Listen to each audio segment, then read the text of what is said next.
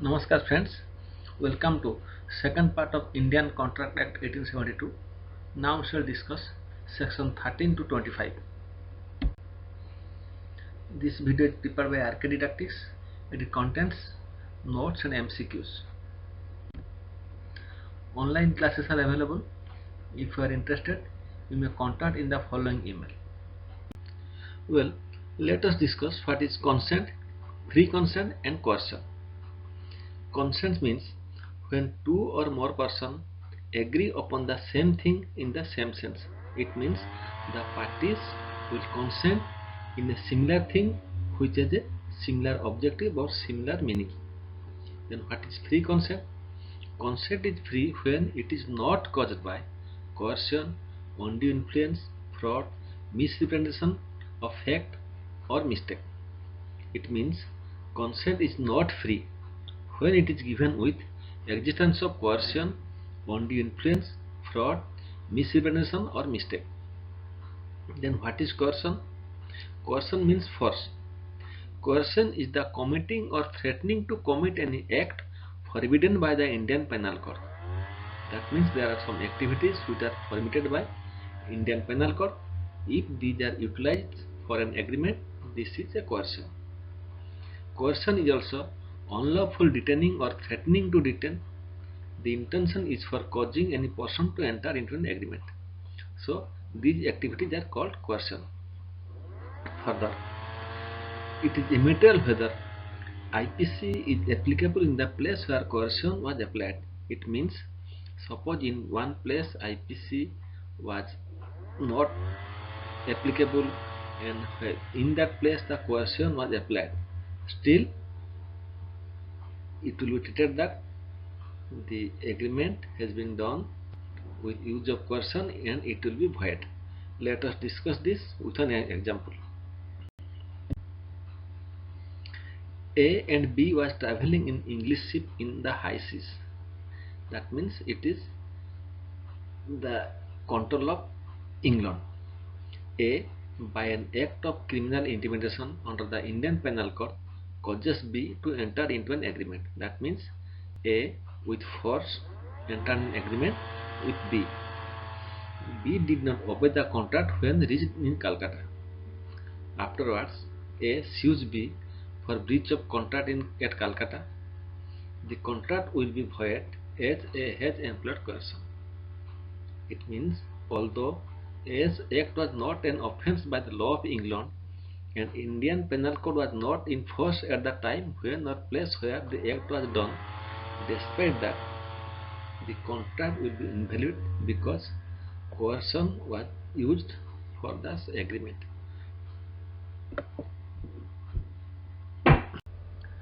So what is undue influence? A contract is executed by undue influence where one of the parties is in a position to dominate the will of the other and uses that position to obtain an unfair advantage over the others. Generally, a person is in a position to dominate the will of another on the following grounds. First, where he holds a real or clear authority over the other, or where he stands in fiduciary relation to the other. Second is where he makes a contract with a person whose mental capacity is affected by reasons of age, illness, or mental or bodily distress. Third is when in the face of the transaction it appears that a person with a position to dominate the will of other has entered into a contract, the burden of proving that the contract was not induced by undue influence shall lie upon the person in a position to dominate. So it means that when it will seem that a person has dominated the will of other, then it is the responsibility of the dominated person to prove that he has not implemented any undue influence while implementing the agreement. So now what is fraud? Fraud includes any of the following acts of the party to a contract with an intent to deceive other party or to induce him to enter into the contract. What are these? Suggestion which is not true or does not believe it to be true. Suppose somebody suggested that it is not true and he knows that or believes that it is not true. If he tells it, then it is a fraud. Active concealment of a fact by one having knowledge of the fact.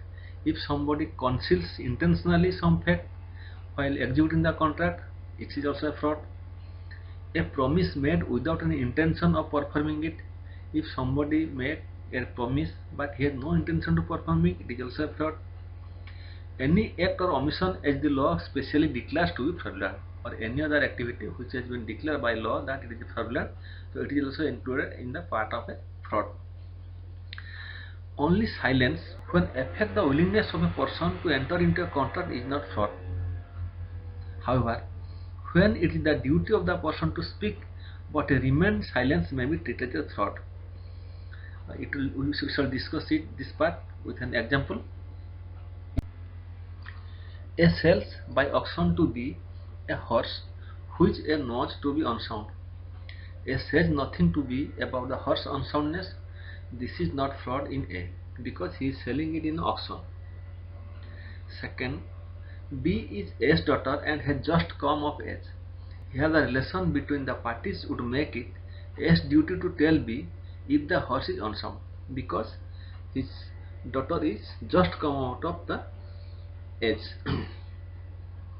Third case is B says to A, if you don't deny it, I shall assume that the horse is sound.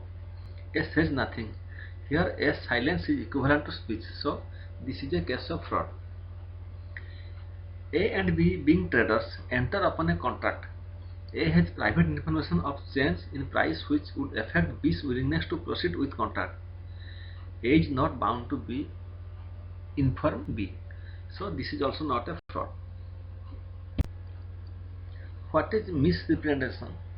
Misrepresentation means when a positive statement is made by a person that he believes it to be true, but it is actually not true.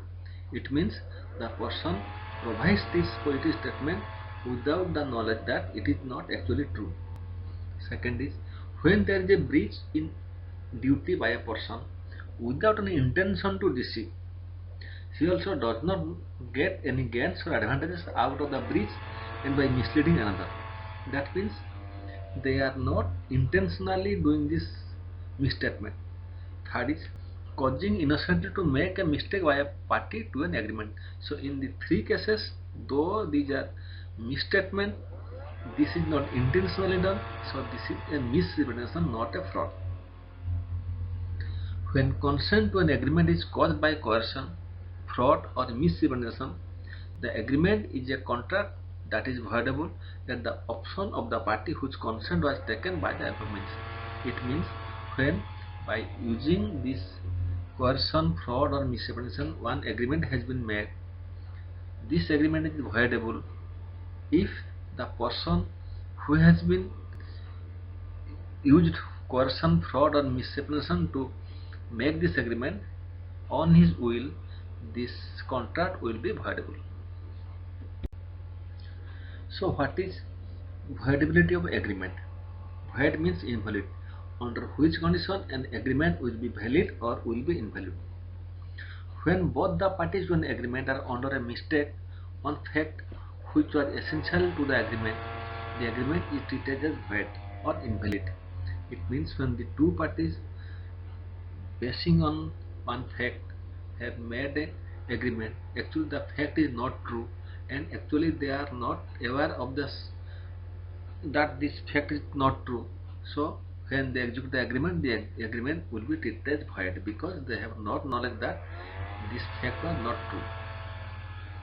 When a contract is executed on a mistaken belief of existence or non-existence of a law, the contract cannot be void.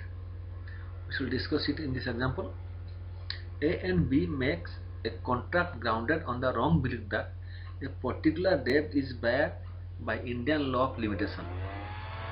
So they executed the agreement, and on that misbelief, the contract is not voidable. This contract will be valid. One contract is also not voidable on the ground that one of the parties has executed it based on a mistaken or wrong information. That means if one party has a wrong information, the contract will not be void. If both parties are with wrong information, then the contract will be void. So what is lawful consideration? So let us discuss what is consideration. Consideration means the promise made by one party to another party. So there are 5 conditions under which a consideration or object of the agreement will be unlawful. The first one is it is permitted by law. Second one is if permitted it would defeat the provisions of any law. Third condition is if the consideration is fraudulent. Fourth is if it involves or implies injury to the person or property of another. And fourth condition is if the consideration is regarded by court as immoral or opposed to public policy. So a consideration, if fulfills these 5 conditions, then it is unlawful, and any agreement with this above unlawful consideration will be void. Let us have a discussion with example. A promises B to arrange an employment in the public service, and B promises to pay 1000 rupees to A. The agreement is void as the consideration for it is unlawful. Second, A promises B to drop a prosecution with which he has instituted against B for robbery, and B promises to restore the value of the things taken. The agreement is void as its object is unlawful. So these are some examples on the basis of which an unlawful consideration and an agreement will be void. Void means invalid agreement. So whether agreement without consideration is void or a contract. Normally an agreement made without consideration is void. However, in the following 2 cases, agreement made without consideration is also a contract. First one is if it is expressed in writing and registered under the law that is made on account of natural love and affection between parties within new relation to each other. It means when the 2 parties are in natural love and there is affection between the 2 parties and it is expressed in writing and registered under law, in such case an agreement without consideration is a contract. Second is if it is a promise to compensate a person who has already voluntarily done something for the promisor. That means between the two parties, one party has already done something for other, and the second party is doing this contract without taking any consideration because he has already received the benefit previously. In such case also the agreement without consideration is a contract. Third is if it is a promise made in writing to pay wholly or in part a debt of which the creditor might have enforced payment but for the law for the limitation of suits. It means a debtor should have been given something but due to the restriction of law he could not do it. In such case also the contract or agreement without consideration is a contract. So let us discuss some illustrations to see that in which case without consideration an agreement will be void, or in some cases where also without consideration the agreement will be contract.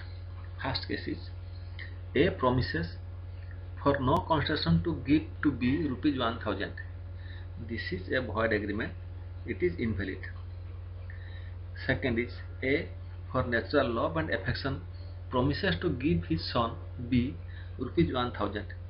A puts his promise to B into writing and registered it.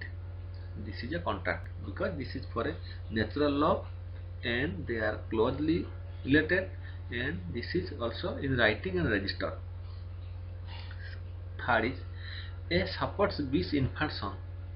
B promises to pay A's expense in so doing. This is a contract. That means here somebody has given something previously or done something previously, and to fulfill this obligation he has made this contract without any consideration. Fourth is A agrees to sell a horse worth rupees 1000 for rupees 10. A's consent to the agreement was freely given. The agreement is a contract though consideration is inadequate. As the consent is given freely, this is also a contract. So now let us discuss some questions on the basis of previous discussions. Question 1 is, consent is said to be free when it is not caused by coercion, undue influence, fraud, misrepresentation, mistake. Which of the following is not correct in relation to coercion? Option A. Coercion is the committing or threatening to commit any act forbidden by the Indian Penal Code. Option B. It is an act of unlawful detaining or threatening to detain. Option C. If the place where the coercion is employed is not covered under Indian Penal Code, the contract will not be void. Option D. None of these. So the question is, which is not correct? And the answer is C. C is not correct, because if the place where the coercion is employed is not covered under Indian Penal Code, the contract will be void. In any place where the coercion is used, it may be within India or outside India, the contract will be void. What are the conditions that is stated that a person is in a position to dominate the will of another? Option A. Where he holds a real or clear authority over the other, or where he stands a fiduciary relation to the other. Second is, where he makes a contact with a person whose mental capacity is affected by reason of age, illness, or mental or bodily distress. Option C. None of these. Option D. Both A and B. And the answer is both A and B. In both these cases, a person is in a position to dominate the will of another. Active concealment of a fact by one having knowledge of the fact is treated as a fraud. On that basis, which of the following is correct? Option A. Silence when affect the willingness of a person to enter into a contract is not fraud. Option B. When it is duty of the person to speak but remain silent, it is treated as fraud. And the answer is B is correct, because A is not incorrect, because silence when affect the willingness of a person to enter into a contract is fraud. So A is not correct, B is correct.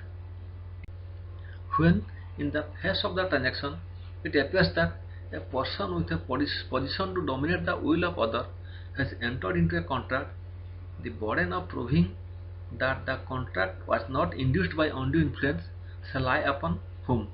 Option A. The person in a position to dominate. Option B. The person who has been dominated. Option C. Both of these. And the answer is the person in a position to dominate. He is responsible to prove that he has not induced undue influence. Which of the following is treated as fraud related to contract? Option A. A sells by auction to B a horse which A knows to be unsound. A says nothing to B about the horse's unsoundness. Option B. B says to say A, if you do not deny it, I shall assume that the horse is sound. A says nothing. Option C. A and B, being traders, enter upon a contract. A has private information of a change in price which would affect B's willingness to proceed with contract. Option D. All of these. So, of these three cases, which is treated as fraud? And the answer is the second option here is treated as fraud, because B says to A, if you don't deny it, I shall assume that the horse is sound. A says nothing. Here, A's silence is a speech, and without telling anything, he has committed a fraud. So, second option or B option is fraud. Which of the following is not a misrepresentation? Option A. A positive statement made by a person that he believes it to be true although it is not true. Option B. Any breach of duty without an intent to deceive, without getting any gains or advantages by the person committing it, by misleading another to his prejudice or to the prejudice of anyone claiming under him. Option C. Causing innocently to make a mistake by a party to an agreement. Option D. None of these. Here the question is, which is not a misrepresentation out of these three?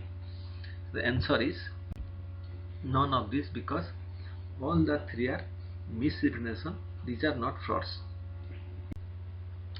Which of the following is not correct? When both the parties to an agreement are under a mistake on fact which was essential to the agreement, agreement is treated as void. Option B. When a contract is executed on a mistaken belief of existence or non-existence of law, the contract is void. Option C.